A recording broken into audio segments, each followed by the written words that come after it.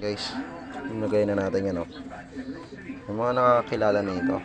Marami nakakilala na ito. Yung mga magsisisid lang siguro nakakilala na ito. Tapos yung mga bumibili. Ito. Tapos ito guys, kung may nakakilala na ito, ito kinakain ito eh.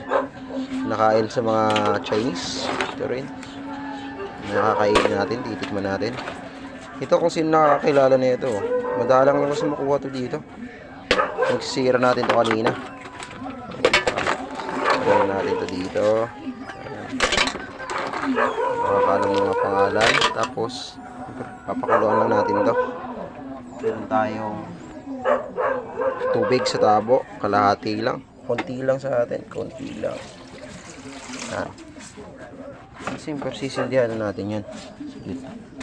Wash muna natin yung kalan. Wala nang halo-halo. Walang sibuyas. Walang luya. Papakuluan lang natin ito. Walang luya-luya na yan, walang bawang, walang ricado, walang asin. Sausaw lang natin suka yan mamaya. Tapos yung original na takip natin, ito. Original na takip. Yan, mas malaki pa sa kalan. Pagkulo niyan, kakainin natin, gagawa tayo ng sausawan mamaya. Suka lang, tapos asin, tapos sili, okay na yan, labis na yan. Hintayin lang natin ng mga ilang minuto. Papakuluan natin, palakas natin para mabilis. Sili lang, tapos asin, okay na yan. Sili, asin, suka, okay na yan. Wala nang luya-luya, wala sibuyas, okay na yan siya. Mas lalo kapag yung mga mayayaman kumakain ito guys, yung mga bumibili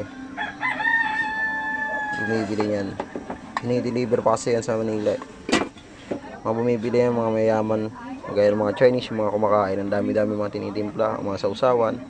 Sa atin, simper tayo, taga-probinsya, mahirap din.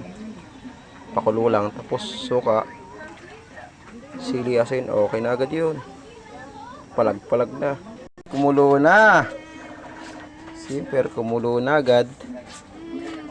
Gagaling yan. Inus lang natin ng konti, tapos ang kulo. Ayan, kumulo na siya. Pwede na to. Ito na naman kasi. Simper, bubuhatin natin ito siya. Napatulog kita kanina tanghali. Sabi mo matutulog ka kaya. Takpan muna natin ng saglit. Tapos patayin natin yung kalan na. Okay na yan. Isang kulo lang yan guys. Okay na yan.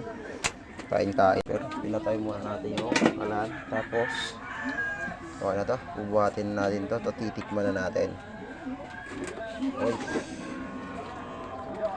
Uy. Andun yung aso. Tapos mayroong bata sa Uy, sino yan?